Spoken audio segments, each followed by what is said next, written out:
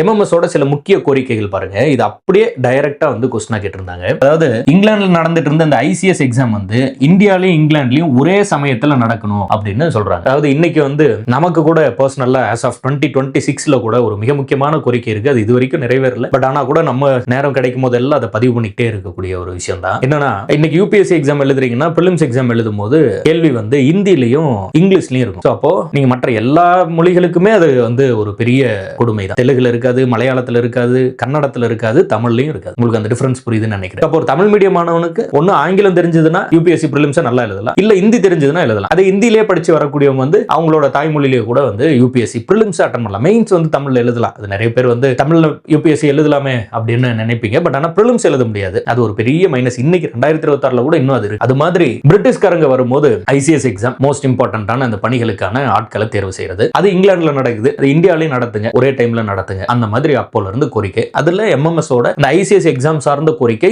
ரொம்ப ரொம்ப இம்பார்ட்டன்ட். லண்டனில் உள்ள இந்தியன் கவுன்சிலை மூடுவது, அதாவது லண்டன்ல இந்தியன் கவுன்சில் அப்படின்னு ஒரு அமைப்புல ஒரு செக்ஷன் வச்சுவோம், அதை வந்து க்ளோஸ் பண்ணுங்க அப்படின்னு சொல்றதா. இந்தியாவுக்கான முடிவெல்லாம் லண்டன்ல உட்காந்து எடுக்க வேண்டியது. அது எப்படி இருக்குல்ல, இந்தியாவில் என்ன இருக்கு, என்ன நடக்குது, என்ன பிரச்சனை.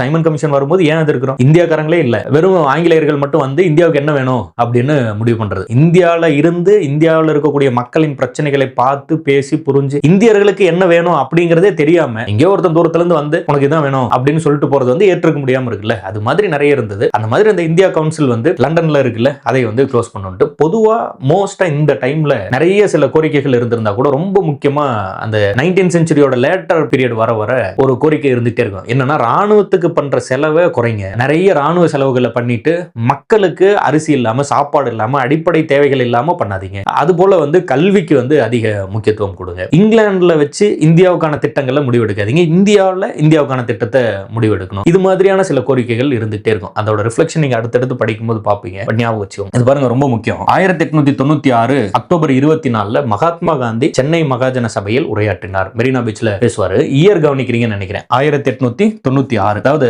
மகாத்மா காந்தி ஆப்பிரிக்கால இருந்து இந்தியாவுக்கு எப்ப வந்தாரு அப்படின்னு படிப்போம். நம்ம இந்த 1915 ஜனவரி 9 வந்து மகாத்மா காந்தி வருவாரு. அதைத்தான் நம்ம வந்து பிரவேசி பாரதிய திவாஸ், வெளிநாடு வாழ் இந்தியர் தினம்னு படிக்கிறோம். அப்போ மகாத்மா காந்தி வந்து ஆப்பிரிக்கா போறதுக்கு முன்னாடி ஒரு முறை சென்னை வராரு. அப்போ மகாத்மா காந்தி 1915க்கு முன்னாடியே சென்னையில வந்து பேசியிருக்காரு. மெட்ராஸ் மகாஜன சபையோட அந்த கூட்டத்துல தான் வந்து பேசியிருப்பாரு. அதுக்கு நிறைய டிஃபரெண்ட் ரீசன்ஸ் எல்லாம் உண்டு. அதுல ஒன் ஆஃப் த ரீசன் வந்து என்னன்னா, ஆப்பிரிக்கால மகாத்மா காந்தி இருக்கும்போது ஆப்பிரிக்கால தமிழர்கள் நிறைய இருப்பாங்க. நம்ம படிச்சிருப்போம் இல்ல, விடுதலை போராட்டத்தில் தமிழக பெண்களின் பங்கு அப்படின்னு படிக்கும்போது தில்லையடி வள்ளியம்மை அப்படின்னு ஒருத்தங்களை பத்தி படிப்போம்.